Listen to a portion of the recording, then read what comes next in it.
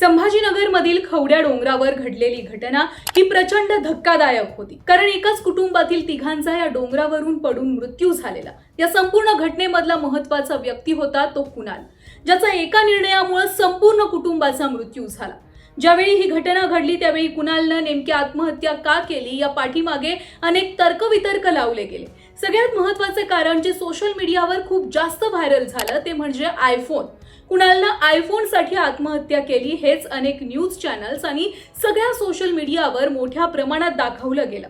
पण आता मात्र पुढे जाऊन कुणालच्या आत्महत्येमागे कौटुंबिक वादाची किनार असल्याचं बोललं जात आहे। ज्यावेळी कुणाल आणि त्याच्या आई वडिलांचा म्हणजेच संगीता आणि मुरलीधर चांदगुडे यांचा सुद्धा मृत्यू झाला, त्यानंतर संगीता चांदगुडे यांच्या YouTube चॅनलवरचे काही व्हिडिओ हे प्रचंड प्रमाणामध्ये व्हायरल झाले आणि याच व्हिडिओमधून ही चर्चा सुरू झाली की कुणालने आत्महत्या करण्याचं टोकाचं पाऊल हे फक्त कुटुंबामध्ये असलेल्या वादामुळेच घेतलेलं असावं।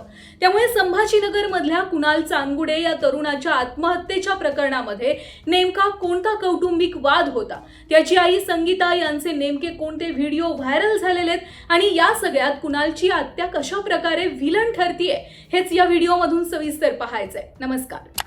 21 ऑगस्ट 2026 ला संभाजीनगरमधल्या तिसगाव परिसरातल्या खवड्या डोंगरावरून खाली पडून कुणाल चांदगुडे, त्याची आई संगीता चांदगुडे, वडील मुरलीधर चांदगुडे यांचा दुर्दैवी मृत्यू झाला। आता बघा, या प्रकरणामध्ये कुणालनं आयफोनसाठी आत्महत्या केली असं का बोललं जात होतं, सुरुवातीपासून पाहूयात। झालं असं की कुणाल ज्यावेळी आत्महत्येचा प्रयत्न करत होता त्यावेळी त्याच डोंगरावर उपस्थित असलेला एक व्यक्ती त्याला सतत स्वतःचा मोबाईल दाखवत होता आणि तो व्यक्ती कुणालला म्हणत होता की माझ्याकडे किती लहान मोबाईल आहे ते बघ, पण तुझ्याकडे माझ्यापेक्षा चांगला मोबाईल आहे। आता हाच व्हिडिओ जास्त व्हायरल झाला आणि सगळ्यांमध्ये चर्चा अशी झाली की कुणालनं आयफोनसाठी आत्महत्येचं पाऊल उचललं।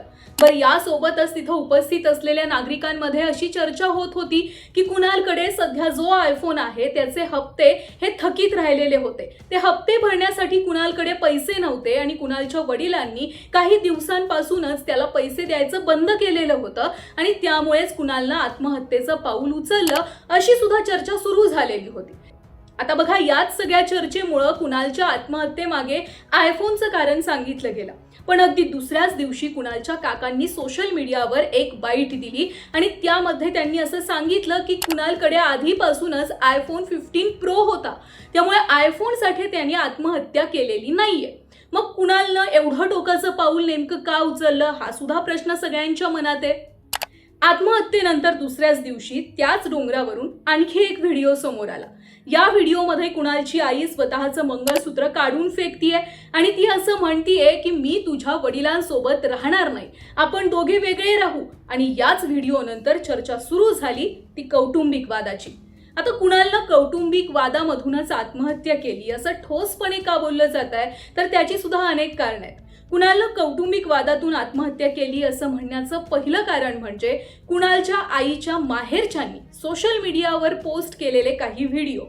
कुणालच्या आत्महत्येनंतर त्याच्या एका मावशीनं सोशल मीडियावर एक व्हिडिओ पोस्ट करून असे सांगितलं की कुणालनं आयफोनसाठी एवढ्या टोकाचं पाऊल उचललेलं नव्हतं, यामागे काही घरची कारणं आहेत, घरचे वाद आहेत।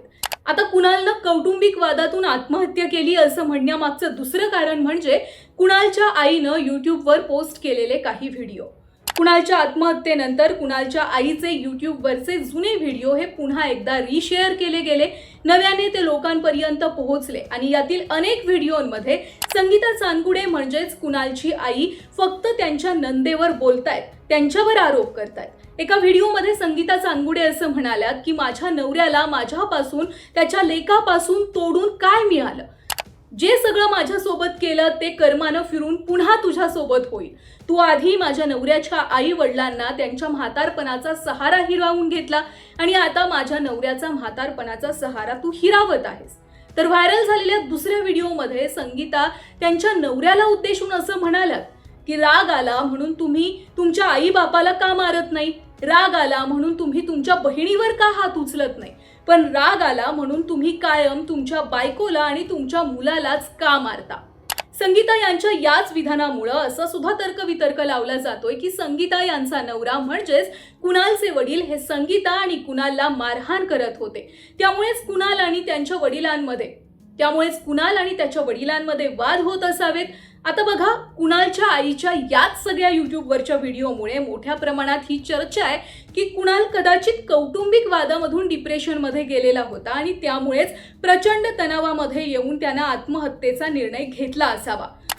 पण बघा, एका बाजूला असंही बोललं जात आहे की कुणालचे आणि त्याच्या वडिलांचे वाद होत होते, पण दुसऱ्या बाजूला कुणालच्याच कुटुंबातील एका व्यक्तीनं असं सुद्धा सांगितलेलं आहे की कुणालला त्याचे आई आणि वडील दोघं सुद्धा पाहिजे होते, कायम सोबत हवे होते आणि त्यामुळे त्याने हे टोकाचं पाऊल उचललं. आता कुणालनं नेमकी आत्महत्या का केली हे खरं तर स्वतः कुणाल आणि त्याच्या आई वडिलांनाच याची खरी माहिती असणार आहे.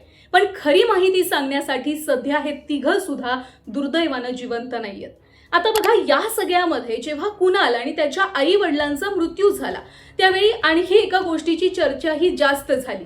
ती गोष्ट म्हणजे कुणाल आणि त्याच्या आईवर वेगळ्या ठिकाणी अंत्यसंस्कार करण्यात आले आणि कुणालच्या वडिलांवर मात्र त्याच्या गावी अंत्यसंस्कार करण्यात आले. आणि यामुळे खरं तर जास्त चर्चा झाली की खरोखर काहीतरी कौटुंबिक वाद असणार आहे आणि त्यामुळेच कुणालनं आत्महत्या केली असावी. बघा, कुणाल आणि त्याच्या आई वडिलांच्या मृत्यूनंतर फक्त कुणालच्या आजोळच्या लोकांकडून प्रतिक्रिया मिळत होती, मात्र कुणालच्या वडिलांच्या घरच्यांकडून कोणतीही प्रतिक्रिया मिळत नव्हती. अशात कुणालच्या आजोबांनी म्हणजेच मुरलीधर चांदगुडेंच्या वडिलांनी एक प्रतिक्रिया दिली. यामध्ये ते असं म्हणाले की कुणालच्या वडिलांनी कुटुंबाच्या विरोधात जाऊन लग्न केलेलं होतं. कुणालचे वडील ज्यावेळी नोकरीसाठी संभाजीनगरला आले त्यावेळी घरच्या कुणालाही कल्पना न देता त्यांनी संगीता यांच्याशी विवाह केलेला आणि याच विवाहानंतर कुणालच्या वडिलांचा आणि संगीता यांचा त्यांच्या सासरच्या लोकांसोबतचा संबंध कायमचा संपल्यात जमा झालेला. पण लक्षात घ्या, या सगळ्या गोष्टीमध्ये एक गोष्टच महत्त्वाचा मुद्दा ठरतीये, ते म्हणजे पुन्हा एकदा कुणालच्या घरच्यांमध्ये असलेले कौटुंबिक वाद. हे एकच कारण, कौटुंबिक वाद या एका कारणामुळे संभाजीनगरमधलं हस्तखेळतं कुटुंब हे कायमचं संपलं. एका क्षणामध्ये 3 व्यक्तींचा डोंगरावरून पडून मृत्यू झाला. या सगळ्या गोष्टीतून एक गोष्ट चांगली लक्षात येते की खरोखर घरामध्ये सुख आणि शांती असणं किती गरजेचं आहे, घरामध्ये सतत चिडचिड न करणं किती गरजेचं आहे आणि घरामध्ये कौटुंबिक वाद नसणं हे काम महत्त्वाचं आहे. जर घरामध्ये सतत कौटुंबिक वाद होत राहिले तर याचा परिणाम मुलांवर होतो आणि हेच कुणालच्या या घटनेतून, आत्महत्येतून समोर येतोय. आता खरं तर कुणालनं आत्महत्या का केली याचा तपास पोलीस करतायत, पण सध्याच्या घडीला मात्र कुणालनं आयफोनसाठी आत्महत्या केलेली नव्हती हे तितकंच खरं आहे.